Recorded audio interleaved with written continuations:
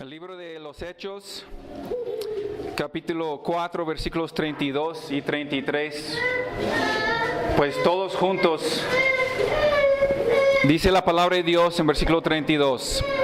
Y la multitud de los que habían creído era de un corazón y un alma, y ninguno decía ser suyo propio nada de lo que poseía, sino que tenían todas las cosas en común. Y con gran poder los apóstoles daban testimonio de la resurrección del Señor Jesús, y abundante gracia era sobre todos ellos. Pues pueden tomar su lugar, hermanos. Le he puesto como título de este mensaje el poder de la comunión. El poder de la comunión. Una misión primordial de una congregación local es sostener la comunión y mantener la unidad de creyentes. La iglesia primitiva era rica en comunión. Vemos en capítulo 1, versículo 14, dice, todos estos perseveraban unánimes en oración y ruego. Y luego en capítulo 2, versículo 42, vemos, y perseveraban en la doctrina de los apóstoles, en la comunión unos con otros, y en el partimiento de pan, y en las oraciones. Y luego en 44 del mismo capítulo 2, todos los que habían creído estaban juntos y tenían en común todas las cosas. Entonces, ya hemos visto y estamos viendo y vamos a ver que un tema principal en la iglesia primitiva era una verdadera comunión que compartían ellos. La palabra griega para comunión es koinonia, que significa aquello que se tiene en común o se comparte. La palabra bíblica comunión frecuentemente es mal entendida y mal aplicada. Muchas veces es usada de una manera intercambiable nada más con la palabra compañerismo. Una vez pues hemos escuchado, vamos a tener compañerismo con los hermanos o algo así. Pero muchas veces se refiere nada más a juegos, a comidas o interacción social. Pues a lo mejor un cafecito y una galleta y ya tenemos comunión, según la mayoría de las iglesias. Esas actividades, cuando se conforman a la ética bíblica, son perfectamente útiles en la vida de la iglesia, pero cuando reservamos la palabra comunión, o compañerismo, o koinonia, pues para referirnos a estas actividades, reducimos tristemente el concepto bíblico de la comunión. Algunas traducciones la traducen koinonia como compartir una vida en común. Y este es el significado más básico de koinonia, compartir una vida en común. En Hechos 1 y 2, cuando aparece esa idea de comunión por primera vez, esos cristianos no estaban perseverando en actividades sociales, sino en relaciones íntimas. La comunión entonces es una relación, no es una actividad. Jerry Bridges en su libro La verdadera comunidad dice, esa relación consistía en compartir juntos la vida misma de Dios a través del Espíritu Santo que moraba en ellos. Entendían que habían entrado en esta relación por la fe en Cristo Jesús y no por haberse unido a una organización. Se daban cuenta de que su comunión con Dios lógicamente les ponía en comunión los unos con los otros. Por medio de su unión con Cristo, ese grupo se conformaba como una comunidad espiritualmente orgánica. Eran piedras vivas, formando parte de una casa espiritual, todos miembros del cuerpo de Cristo. Entonces, koinonia es, en su esencia más básica, una relación en comunidad o una relación de comunidad. La comunidad bíblica, de hecho, es de compartir una vida en común con Cristo. Si no entendemos este punto básico, hermanos, este punto fundamental, entonces nunca vamos a poder alcanzar a lograr esa meta de tener una comunión entre los creyentes que sea bíblica y verdadera. Cristo es lo que nos une. La verdad es que yo no tengo mucho en común con la mayoría de ustedes, aparte de Cristo. Y si basamos todo en lo de las actividades, pues nada más nos convertimos en una organización más. Hay muchas organizaciones donde la gente comparte cosas juntas, pero eso no es la comunión verdadera bíblica. Entonces la comunión es primeramente una relación con Cristo, una relación con Dios, en el cuerpo de Cristo, donde somos unidos por el Espíritu Santo en yugos de amor, de unidad y sencillez de propósito. Esta comunión de creyentes se extiende a todas las actividades mutuas que son para la honra y gloria de Dios, incluyendo comer juntos, jugar en el parque, tomar un cafecito y cualquier otra actividad que podemos hacer, pero no son las actividades que buscamos, sino las relaciones íntimas con Dios primeramente y luego con los hermanos. El problema hoy en día es que la mayoría de la gente está buscando nada más una iglesia con programas que le gustan. No están buscando vivir vidas en común unos con los otros. Y según Lucas, los creyentes del primer siglo, los creyentes de la primera iglesia, experimentaban la comunión verdadera. Versículo 32 dice: y la multitud de los que habían creído era de un corazón y un alma. La multitud significa todos. No eran nada más algunos de ellos o nada más un grupo de ellos que pertenecían a la congregación, eran de un corazón y un alma. Dice que todos que pertenecían eran de un corazón y de un alma, de un espíritu.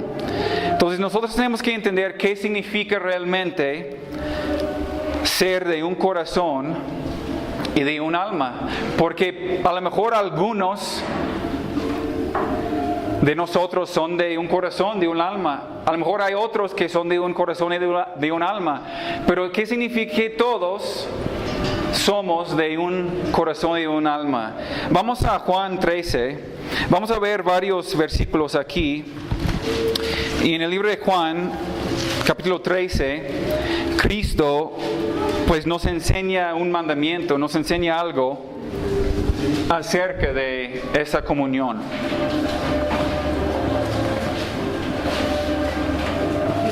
Juan 13, 34. Dice Cristo: un mandamiento nuevo os doy, que os améis unos a otros como yo os he amado, que también os améis unos a otros. En esto conocerán todos que sois mis discípulos, si tuviereis amor los unos con los otros. ¿Cómo vamos a poder conocer, o cómo va a conocer la gente de fuera que somos de Cristo?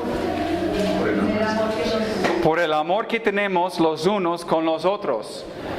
Él no dice es por el amor que tenemos para los de fuera. Él dice que es por el amor que tenemos para los de dentro, los unos con los otros. Juan 17. En Juan 17, Cristo, versículo 21. Él dice: para que todos sean uno, como tú, oh Padre, en mí y yo en ti, que también ellos sean uno en nosotros. ¿Para qué? Para que el mundo crea que tú me enviaste. ¿Cuál es el propósito de la unidad y el amor dentro del cuerpo de Cristo? Que crea a la gente de fuera en Cristo Jesús. Pero ¿Qué es lo que pasa hoy en día muchas veces?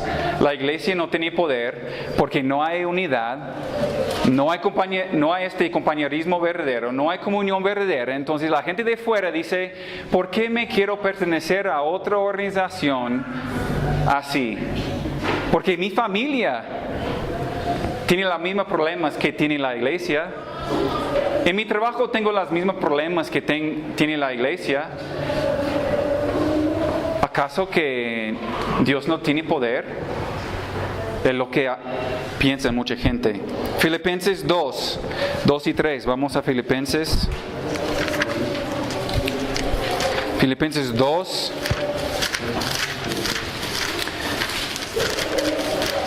No vamos a pasar mucho tiempo en porque vamos a terminar aquí en este pasaje, pero quiero leer 2 versículos aquí. El versículo 2 al 4. Filipenses 2 dice, completad mi gozo, sintiendo lo mismo, teniendo el mismo amor, unánimes, sintiendo una misma cosa. Nada hagáis por contienda o por vanagloria, antes bien con humildad, estimando cada uno a los demás como superiores a él mismo, no mirando cada uno por lo suyo propio, sino cada cual también por lo de los otros. La base de la vida de la primera iglesia, la base de su vida compartida, fue un deseo tan fuerte de amar a Cristo como Él los amó a ellos y amar a los demás hermanos como Cristo los amó a ellos, que no tenían preocupación alguna por sus propios intereses. Ellos poseían la humildad derivada no solamente de un entendimiento de su posición en relación a Cristo, sino también en el principio bíblico de estimar a los demás como superiores. En segundo lugar, tenían estos hermanos un enfoque primordial en alcanzar a los perdidos y ser un ejemplo, un testimonio con la verdad del Evangelio, que no había tiempo para quejarse de los demás. Jesucristo los dejó una misión tan importante que no tenían tiempo alguno para preocuparse en los asuntos personales, triviales. Hermanos, voy a hablar sinceramente y directamente con ustedes. Escúchenme bien y pónganse listos aquí. Muchos de los que están en la iglesia, e incluso algunos aquí en esa congregación, no han aprendido este principio básico. Hay gente que está tan preocupada por lo suyo que ni siquiera piense en los demás. Y mucho menos los estima como superiores. Tiene un estándar para todos los demás y juzga a todos según ese estándar antibíblico, pero espera que los demás les extienda a ti la gracia sin reserva. Esa gente no perdona las faltas de los demás, no perdona las faltas mínimas y guardan rencor en su corazón contra sus hermanos por detalles tan ridículas. Muchas veces pues nosotros guardamos cosas contra alguien y son para detalles tan ridículos, hermanos. Ni son pecados, son detallitos. Uno de los verdaderos escándalos en la iglesia del día de hoy es la forma en que los demás, la forma en que muchos que están dentro de la iglesia continuamente se calumnian unos a otros con chismes, con críticas, con prejuicios. Toleramos el pecado en nuestras propias vidas, pero criticamos, chismeamos y perjudicamos a otros hermanos por cuestiones triviales. Y otra vez, que muchas veces no son pecados, son nada más nuestros gustos o nuestras preferencias. No me gusta cómo habla tal hermano. O tal hermano no me saludó, pues, como quiero. Me dio cara. Pero son detalles, hermanos. No podemos perjudicar los motivos de los demás. ¿Sí me explico? Otra vez Bridges en su libro dice: nuestra comunión debe caracterizarse por el cuidado y el interés por el bien del otro en lugar de la condena y la crítica destructiva. Pero debemos ir más, todavía un paso más allá. Romanos 12. Vamos a Romanos 12. Versículo 9.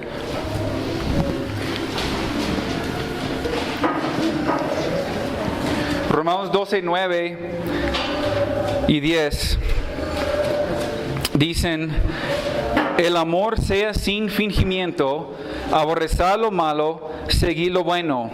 Amaos los unos a los otros con amor fraternal, en cuanto a honra, prefiriéndoos los unos a los otros.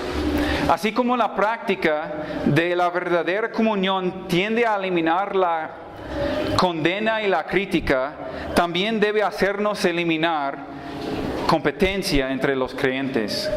Nuestra cultura tiene un enfoque en el individuo más que en el colectivo. Y cuando pensamos nosotros como una iglesia, como cuerpo de Cristo, dentro de la iglesia, cuando pensamos de una manera individualista, en vez de corpórea, alimentamos la competencia en vez de la cooperación y el honor. Pero el cristianismo bíblico, la verdadera comunión entre hermanos no es así. 1 Corintios 12.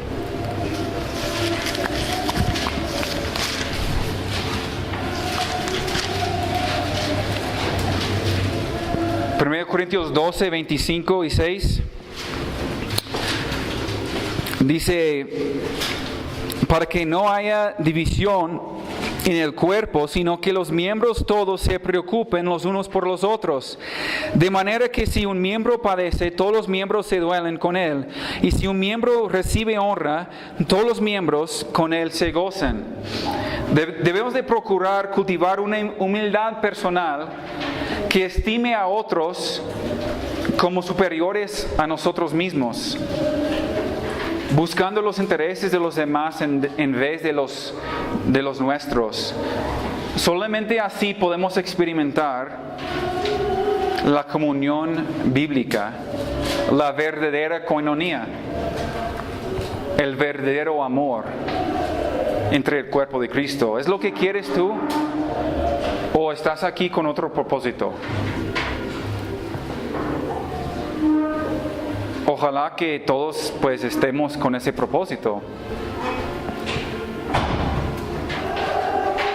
Queremos cultivar esa actitud, queremos cultivar este amor, queremos cultivar este tipo de compañerismo aquí adentro de la iglesia. No queremos ser como la gran mayoría de las congregaciones a nuestro alrededor. Brincamos a capítulo 13 de Corintios, porque se describe este amor verdadero. En versículo 4 dice: el amor es sufrido. ¿Es el amor que demuestras tú sufrido? El amor es benigno. ¿Es tu amor benigno? El amor no tiene envidia. ¿Tu amor tiene envidia?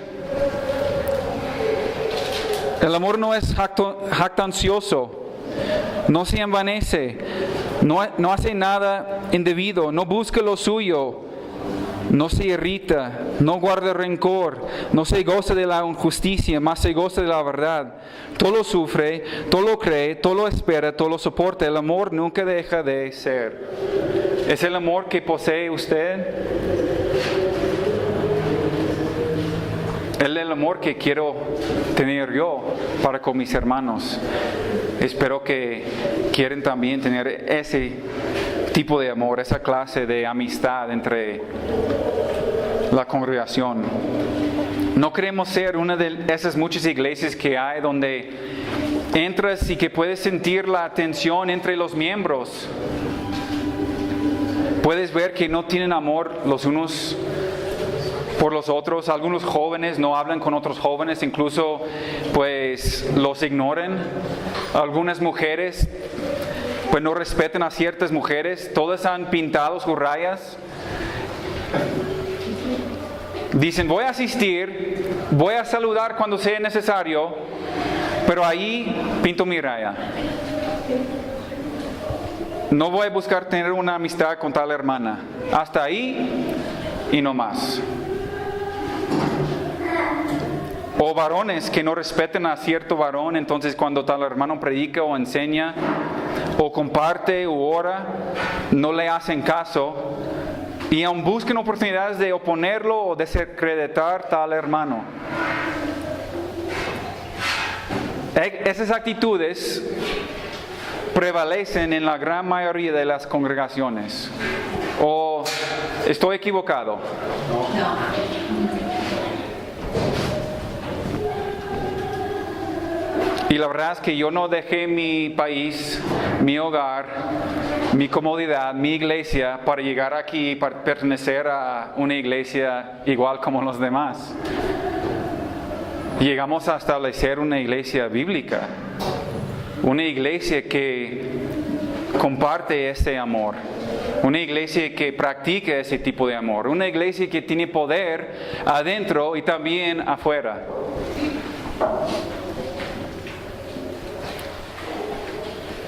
Cuando nació la iglesia en el primer siglo,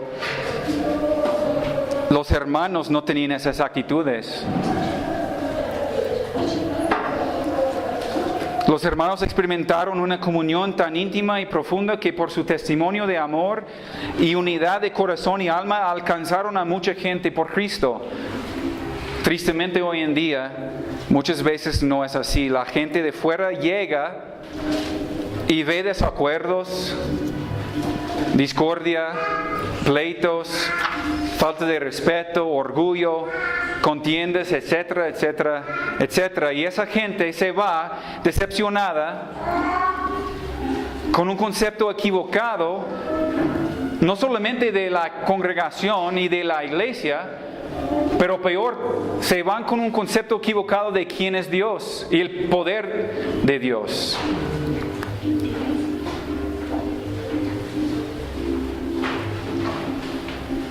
Y esas iglesias no tienen un gran impacto en su comunidad porque su testimonio es débil, porque no es diferente que el mundo.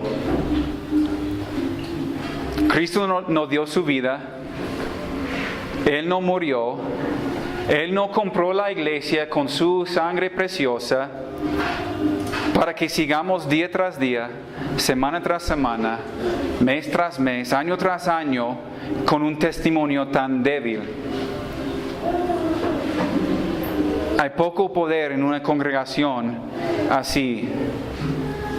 Pero una congregación que experimente koinonía, una congregación unida,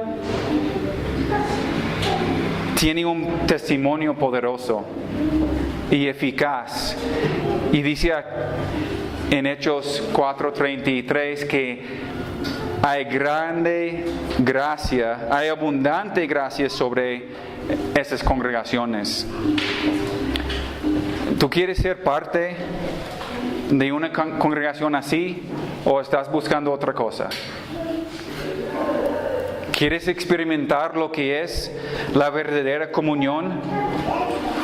Porque si es así, depende de ti. Si no quieres ser parte de una comunión así, pues arrepiéntete. Y si no te quieres arrepentir, pues busques otro lugar, por favor. Voy a decirlo sinceramente. Si no quieres arrepentir de una actitud así, pues busques otra congregación. Porque nosotros vamos a buscar esa verdadera comunión aquí.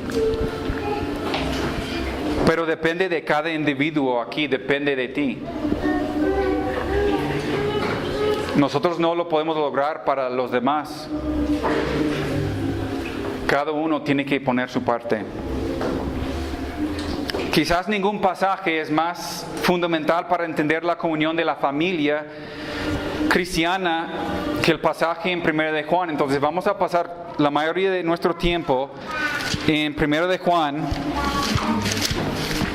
hablando de la comunión, la verdadera comunidad, la koinonía bíblica.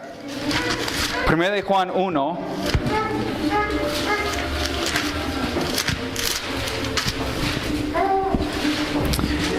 Y en el libro Juan plantea principios vitales para la vida cristiana diaria y plantea 3 requisitos para poder experimentar la verdadera comunión.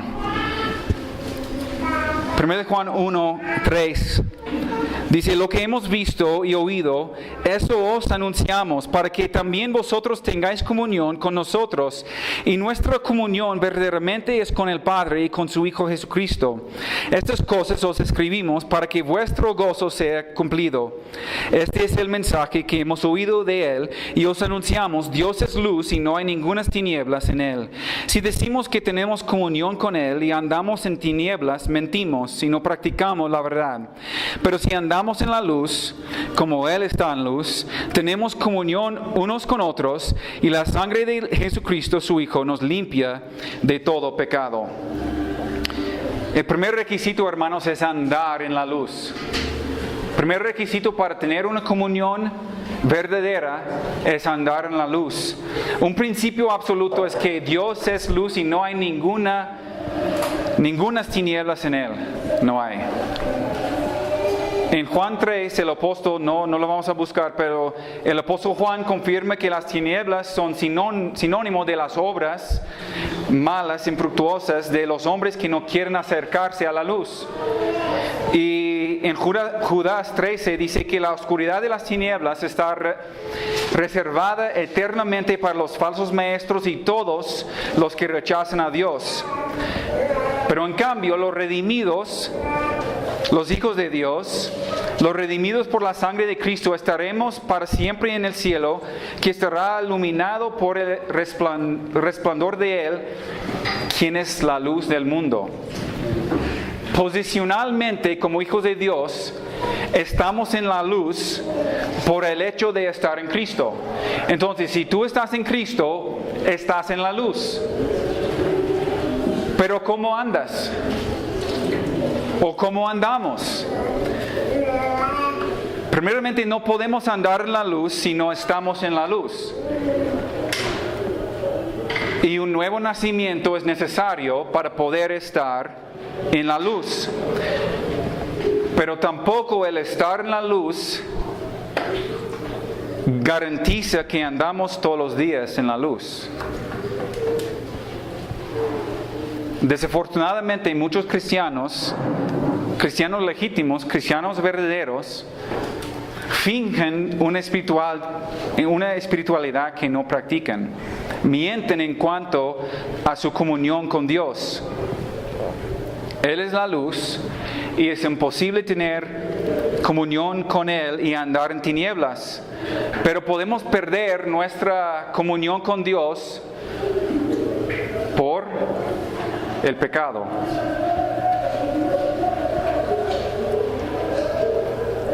Cuando pecamos, perdemos nuestra comunión con Dios. Entendemos que si uno deja de andar en tinieblas, se encuentra en el bendito estado de ser restaurado a la comunión con Dios. Podemos entender que hay 2 relaciones afectadas por el pecado. Hay 2 relaciones afectadas. Una relación vertical, es la relación que tenemos entre nosotros y Dios. Pero la otra relación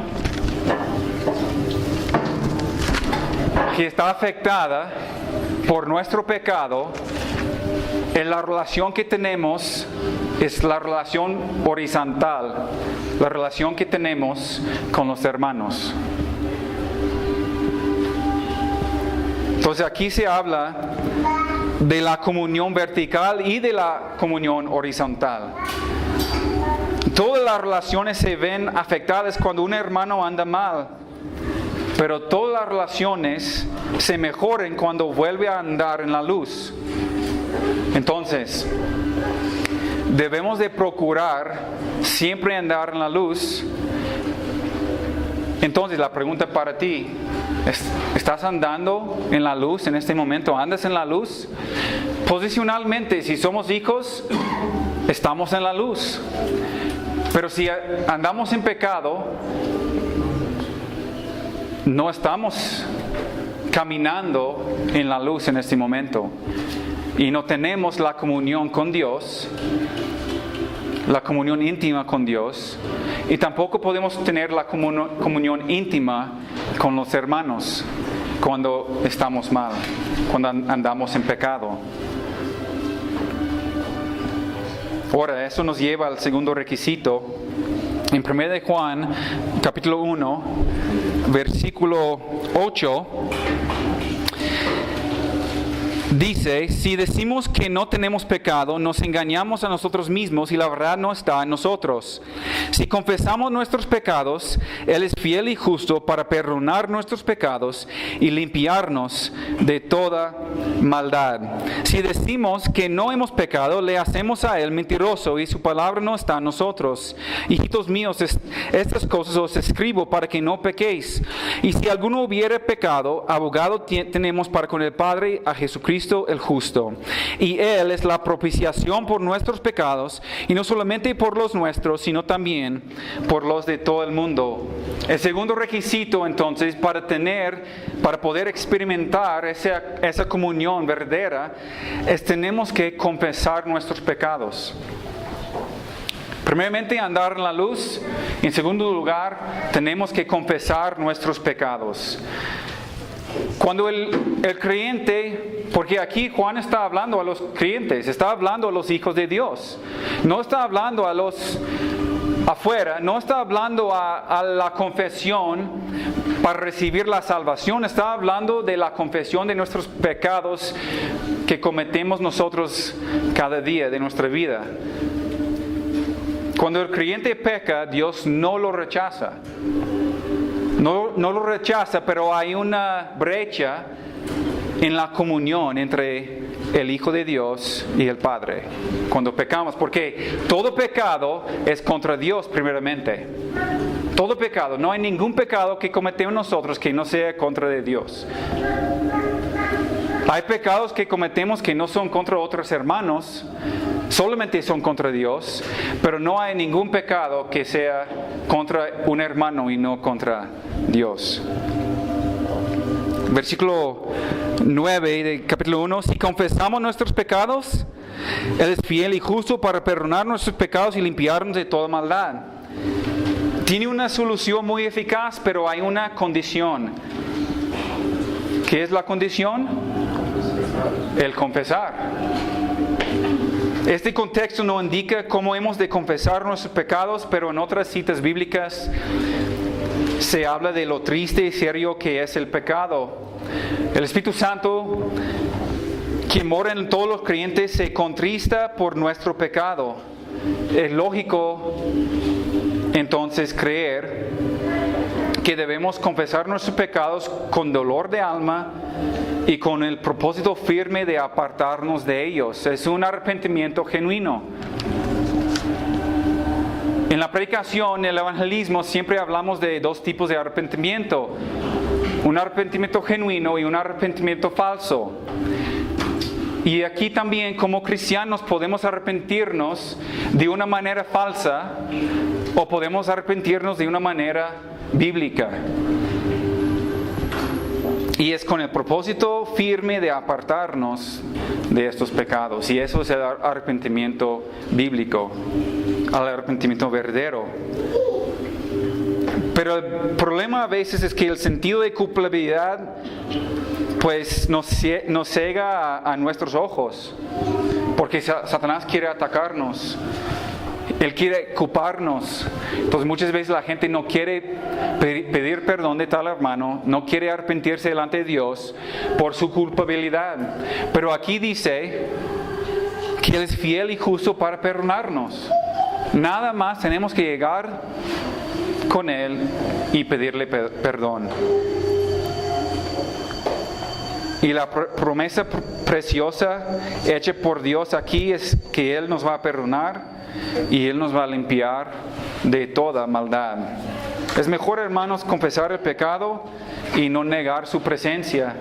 La negación de pecados pasados y presentes es una barrera impenetrable para disfrutar de la comunión con Dios y con los hermanos.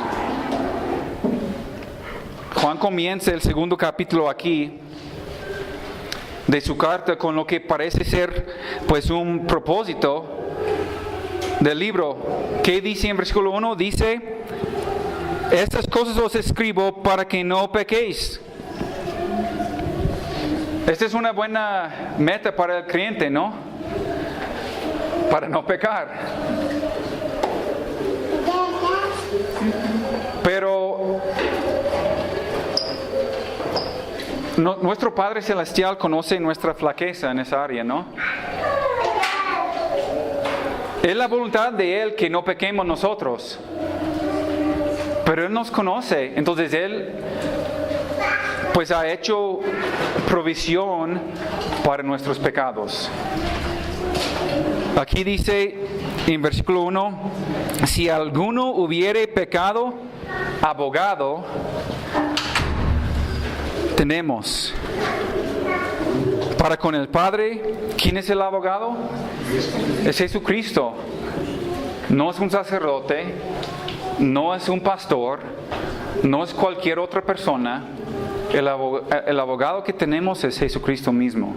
Nosotros podemos llegar con Jesucristo y podemos llegar directamente con Él. Él es nuestro abogado. ¿Qué significa que Cristo es nuestro abogado? Esa palabra es la misma palabra que se usa en Juan 14, no lo busquen, pero que se traduce como consolador. Es la misma palabra griega. Y se traduce en Juan 14 como consolador. Ambas son traducidas correctas. En Juan 14, Cristo prometió a sus apóstoles que no los dejaría huérfanos, sino que les enviaría a un consolador para acompañarlos. Pero aquí se habla de la necesidad que tenemos nosotros de algún representante, de que alguien nos represente delante del Padre cuando pecamos nosotros. Este es el trabajo de un abogado,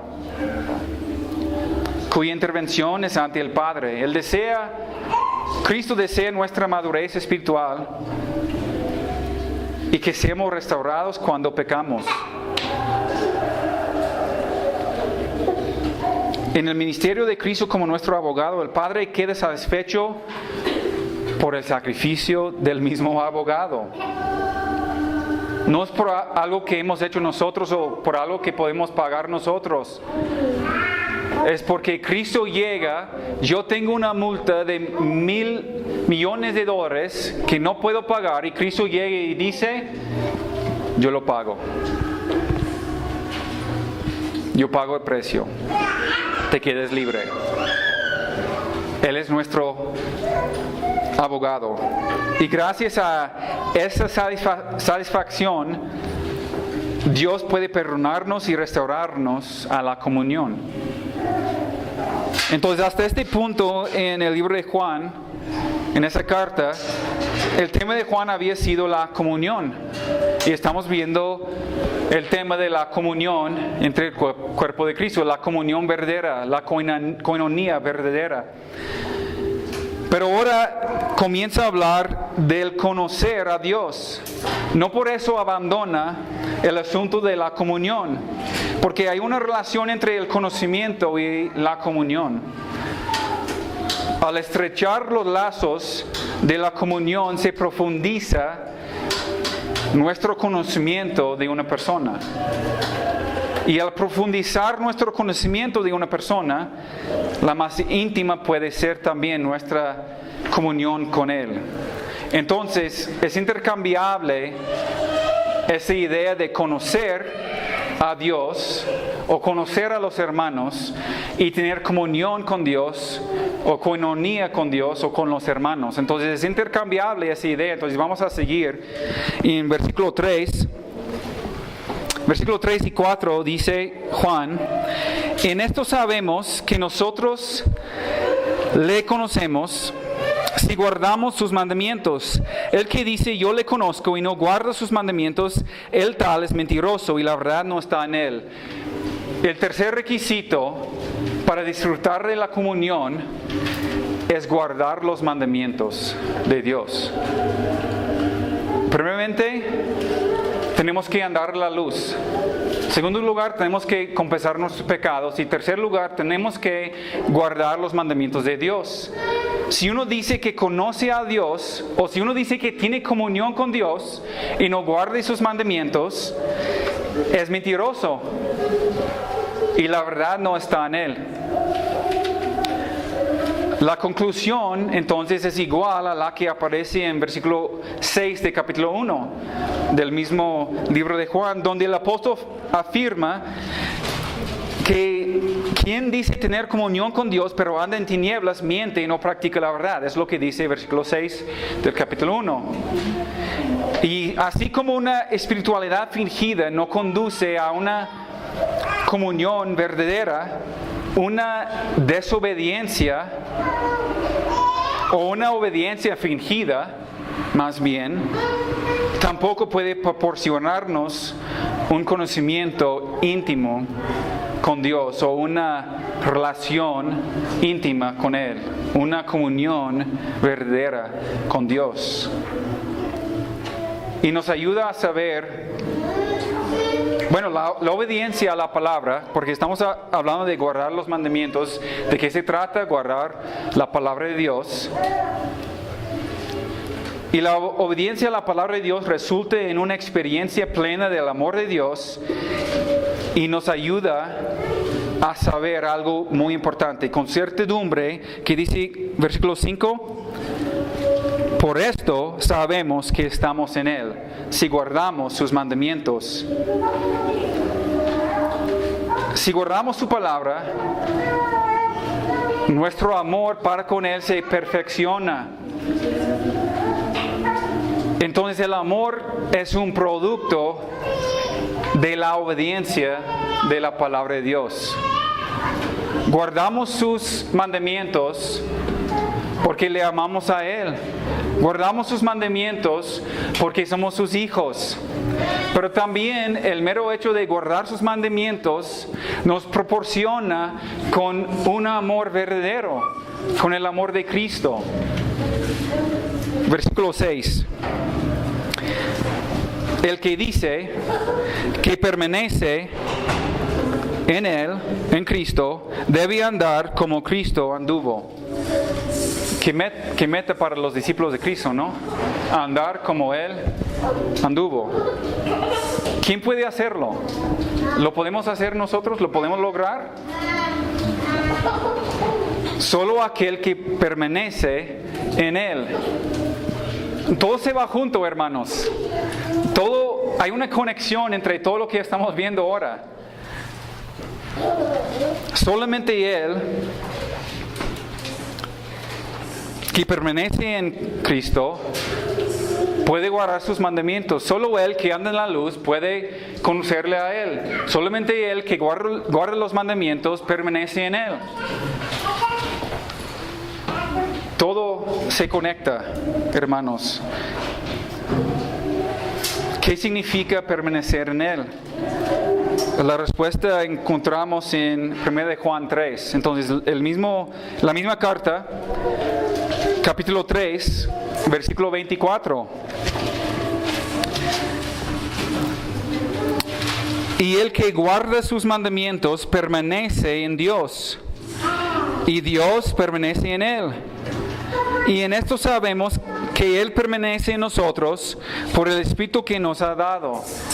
Entonces, El que guarda los mandamientos permanece en Dios.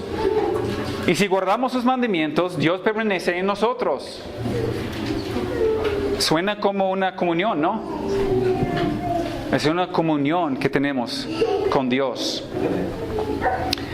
En Juan 15, en el pasaje, no lo vamos a buscar, pero el hermano Jaime leyó el pasaje de Juan 15. Y Cristo dio la misma enseñanza.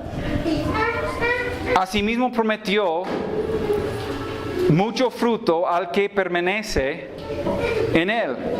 El fruto del Espíritu, el fruto aquí del Espíritu que vemos en Gálatas 5:22, es la reproducción de la vida de Cristo en el creyente. Únicamente entonces la persona salva por su gracia y llena del Espíritu Santo puede andar como Cristo anduvo.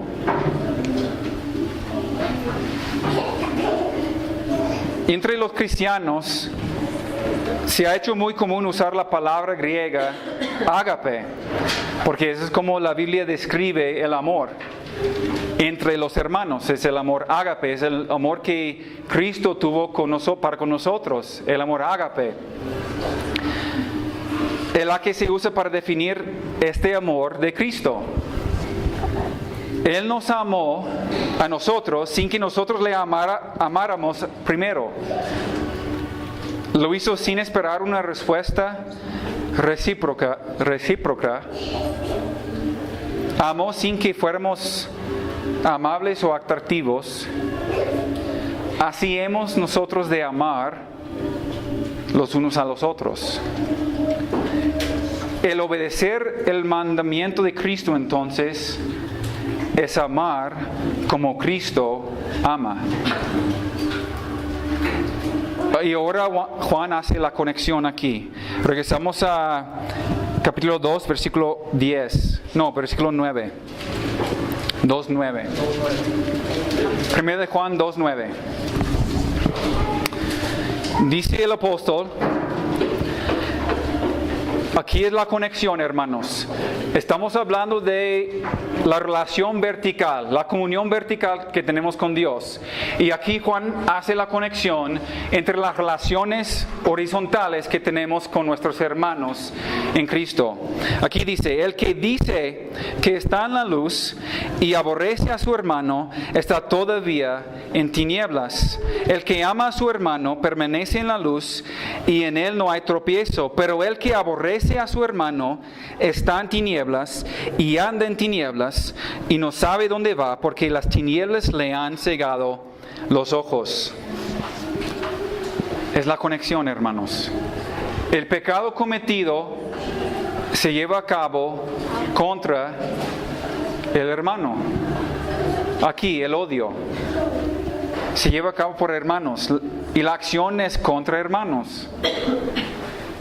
El que aborrece a su hermano no se ha apropiado del poder del Espíritu Santo para vencer su propia carne y no obedece el mandamiento de Dios. ¿Cuál es el resultado? El resultado es que está todavía en tinieblas. Anda en ellas y no sabe a dónde va. El odio no debe de existir en el corazón de un creyente. Pero la triste realidad de la historia cristiana es que cualquier hermano extraviado puede cometer cualquier pecado. Cualquier hermano extraviado puede cometer cualquier pecado.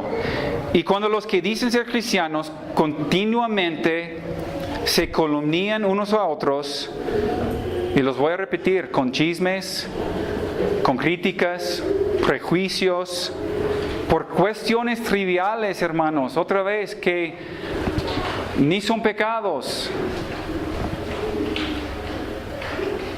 que nada más son gustos o preferencias, estos hermanos demuestran el odio que hay en el corazón hacia el hermano. Y a lo mejor tú piensas, pues yo no tengo odio en mi corazón hacia un hermano. Pero si tú has cambiado tu comportamiento hacia tal hermano, es una evidencia del odio que tienes en tu corazón para él. Si antes tenía comunión íntima con un hermano y ya no tienes esa misma comunión, a lo mejor estás guardando algo en contra de tal hermano. Y Juan aquí nos dice que ellos están engañando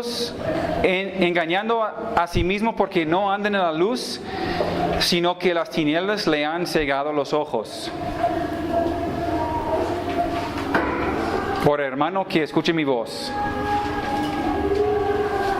si tú estás guardando rencor contra un hermano o hermana, si tú no le has perdonado de tu corazón,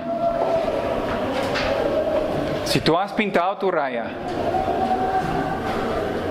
y has dicho hasta aquí y no más, lo voy a saludar, pero hasta aquí, hasta allí no más. La relación, no. Yo pinto mi raya aquí con tal hermano. Estás equivocado. Estás en pecado contra tu hermano. Lo voy a decir sinceramente. A lo mejor aún has decidido prohibir a tu esposa, a tus hijos, a tener una relación con tal hermano.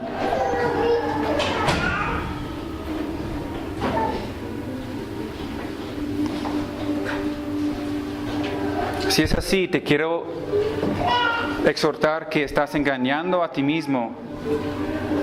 Las tinieblas te han cegado los ojos y estás demostrando odio hacia tu hermano. Es un estorbo para tu crecimiento espiritual y has perdido la verdadera comunión con Dios y con tu hermano. ¿Acaso Cristo pintó su raya contigo? Cuando estabas muerto en tus delitos y pecados, cuando eres enemigo de Él, cuando le rechazabas a Él con tu vida de desobediencia y de rebeldía, ¿pintó Cristo su raya contigo? Hasta aquí y no más. ¿Lo hizo así, Cristo? ¿Qué hizo Cristo? Él llegó a la tierra y dio su vida por ti. Aun siendo pecadores, Él murió por nosotros. Él no pintó su raya. Pudiera haber hecho. Fácilmente lo pudiera haber hecho. Ya no voy para la tierra. Ya no voy con esa gente jamás. Los rebeldes.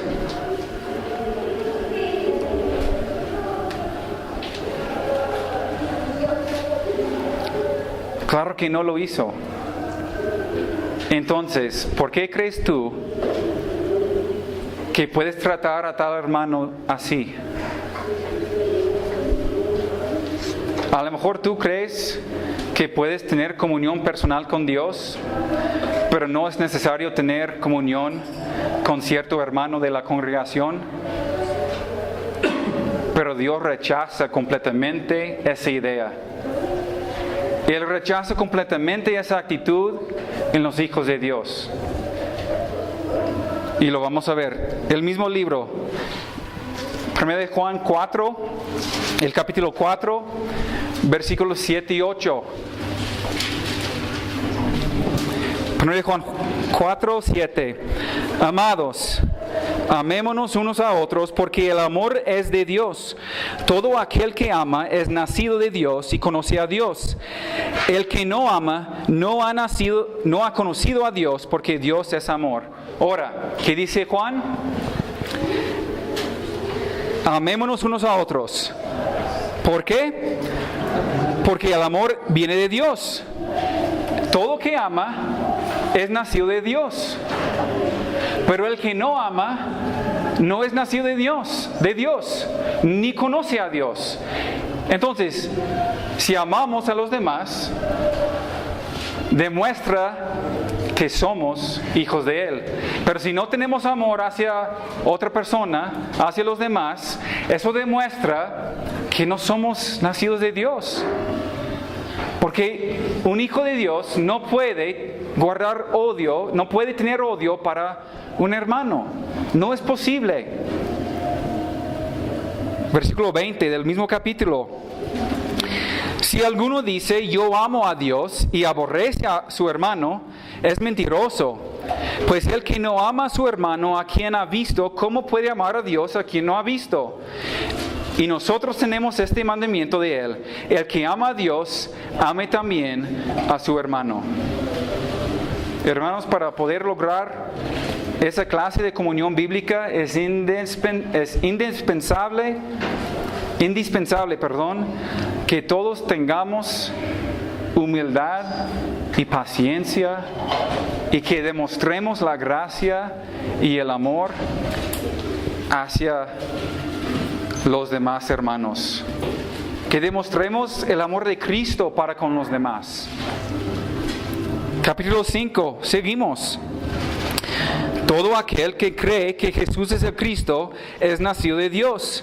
Y todo aquel que ama al que engendró, ama también al que ha sido engendrado por Él.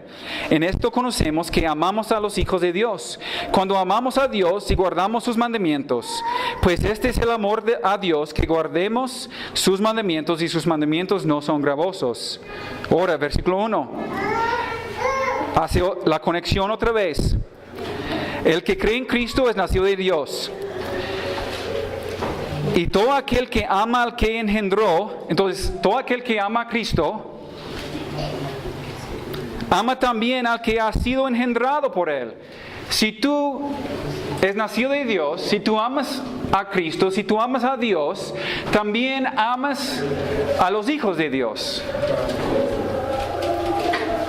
¿Y cómo conocemos que amamos a los hijos de Dios? Guardando la palabra de Dios. Porque el mandamiento es amar los unos a los otros. Si yo no puedo amar los unos a los otros, no estoy guardando el mandamiento de Dios.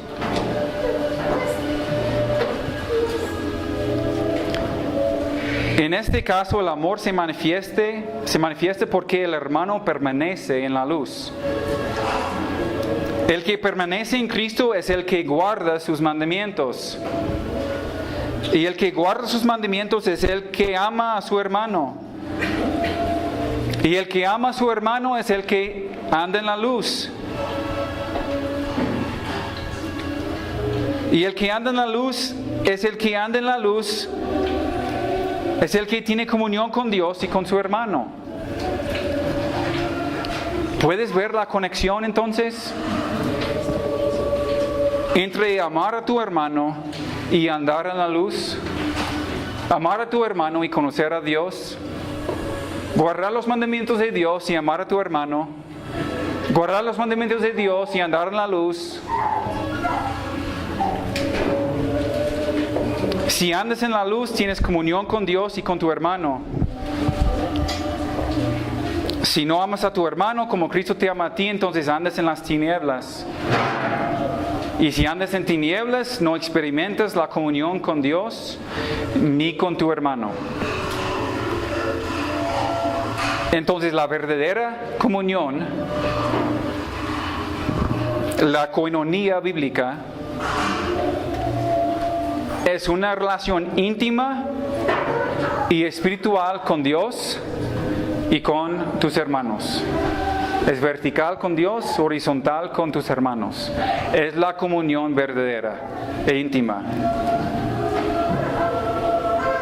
Y a lo mejor tú piensas que no estás guardando algo contra tu hermano.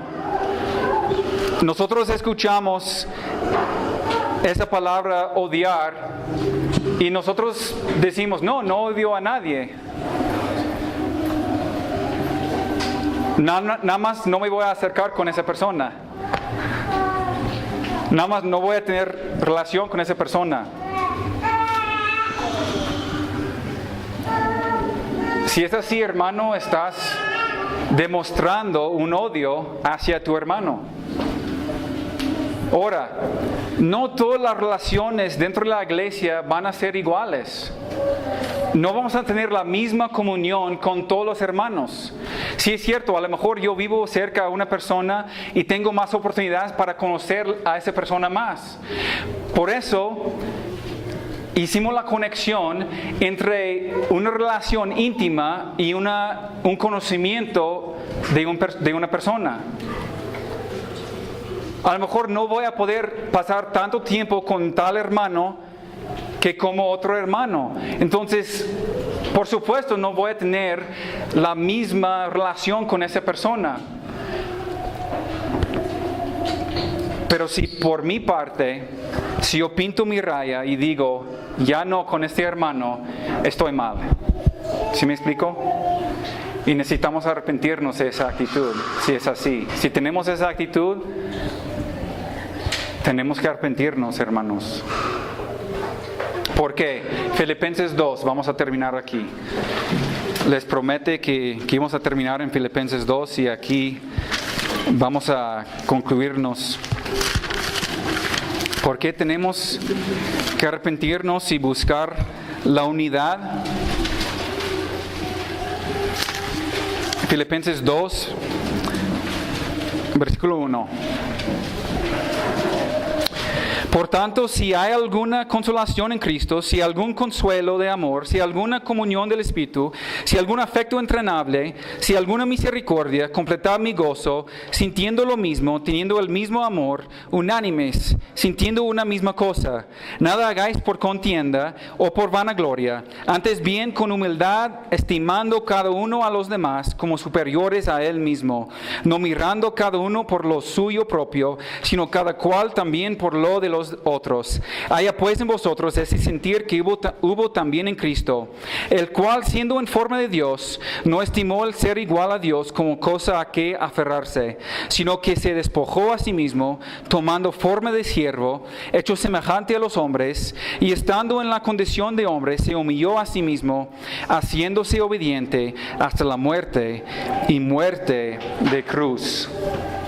La exhortación entonces, hermanos, es estimar a los demás como superiores a ti mismo.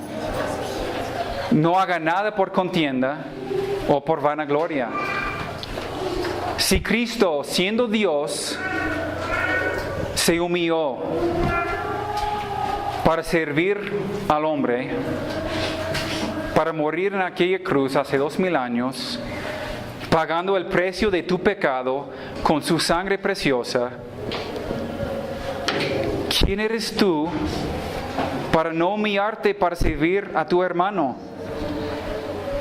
Si Él te amó a ti con un amor tan profundo, ¿quiénes somos nosotros para no humillarnos delante de nuestros hermanos y servirlos? Si nosotros como congregación queremos experimentar, igual como la iglesia primitiva, la iglesia del libro de Hechos, si queremos experimentar el poder de la verdadera comunión, es indispensable que cada uno de nosotros tengamos esa misma mente que hubo en Cristo y que seamos siervos para la gloria de Dios, para la gloria de Dios. Vamos a orar, hermanos.